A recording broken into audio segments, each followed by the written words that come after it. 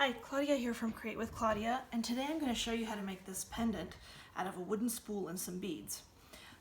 It's a really pretty pendant, I think. It's very unique too. I don't think you'll ever see another one like it. And basically it's made with an old wooden spool. I found a whole bunch of them at a recycling shop near where I live. So I bought a bunch of them and trying to figure out different things for them to do. And then it has 4 different beads on it. So let's get started. You're going to need, first and foremost, a wooden spool. Mine measures 1 1/8 inch long. You don't want anything longer than that because the eye pins that I'm using, I have a 2-inch eye pin. And honestly, it's hard to find ones that are too much longer than that. At least I have the ones I have on hand. I don't have anything longer than that. So that fits perfectly through that. So anyway, you're going to need 1 wooden spool. You're going to need 3 eye pins, various lengths depending on the length of your beads and your spool. You're going to need 3 jump rings. I use 7mm. I actually like the thinner ones. Unfortunately, I'm out of those, so I had to throw in one that's a little bit thicker. And then you're going to need beads.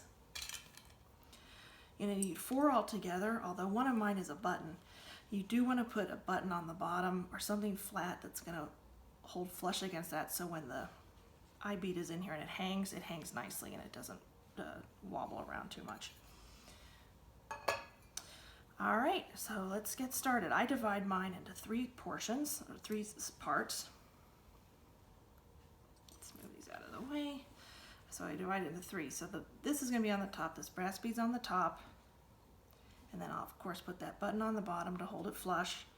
The next section is going to be this carnelian bead from a necklace I had that broke, and then lastly is this flat long bead. All right. Oh, of course, the most important thing is you need your tools. I forgot all about that. You're gonna need your flat nose pliers, your needle nose pliers, excuse me. And if your eye pins are too long, you're gonna need these cutters to trim it back. All right, so the first thing you're going to do is insert the eye pin into the bead that you want on the top, and then through the spool. And you're going to use your left hand or right hand, whatever you are, to sort of hold that in because it's going to fall through. And then you're going to put your button on here. And you can see how it barely comes through. You might even want to use a smaller bead. I just really like that brass bead. So what you're going to do there is you're going to form your loop. And again, it's a little hard because this eye pin is just long enough.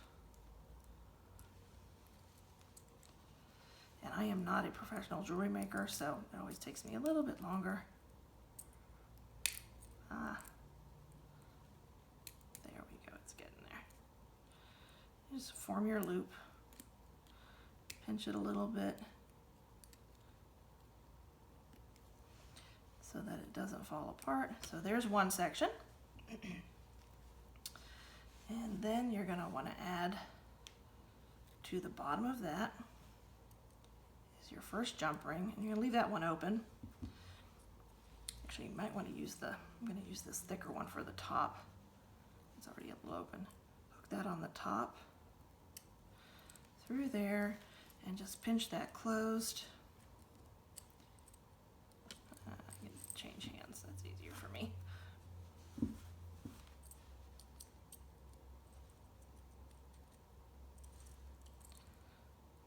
There we go. Just make sure that's nice and tight and closed. Again, I am not a professional jewelry maker, so I'm not the best at that. All right, and then add this little one here to the bottom because you're going to need that later. All right, so there's your first unit right there. You're going to do that with this one. Of course, it's always a pain to find the hole. And you can see that's a little bit longer, so I'm going to make a nice loop on that one. Probably a little bit smaller, there we go. And then you're going to want to cut that end off using that flat section against the wire so it doesn't. All right, and so there's your second unit. You're going to add a jump ring to the bottom of that. This one's already open, so Anyway, you would add the jump ring to the bottom of that, and then you would finish up doing that unit, and then it's time to assemble them all together. And I've already started one here.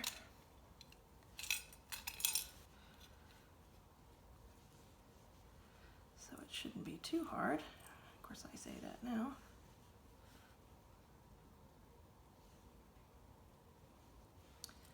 All right, so we add the jump ring to the bottom. Then you're going to put your second bead on. And then you're going to close that up.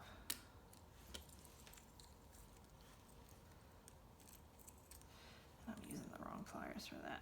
Let's see. Sort of pinch those closed so that the bead doesn't come off.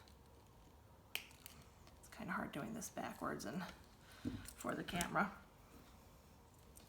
But you just want to make sure that that is nicely closed and pinched together so that that doesn't come apart. There we go. All right, and then you're going to add this. You're going to add that to the bottom of that bead. And then you're going to add this flat bead to it. I'm going to try and do this so you can see it better.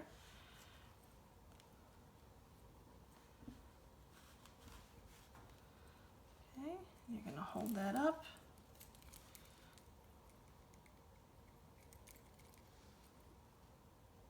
Pinch it close. Oh, well, I way overdid that. Anyway, you want to do a little bit finer job than that. Wasn't the greatest. And there you have it. There's your pendant. It's all done. It's ready to be strung up. Let me get you. You can use cord or silver chain. I actually like this black cording on it, like a leather cord. And I would string it through. And there's your necklace.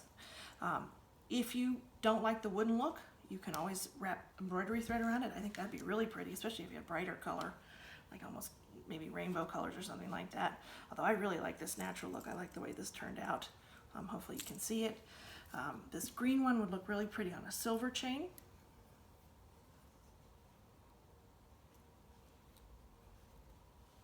And there you go. I have fumble fingers today, not doing good.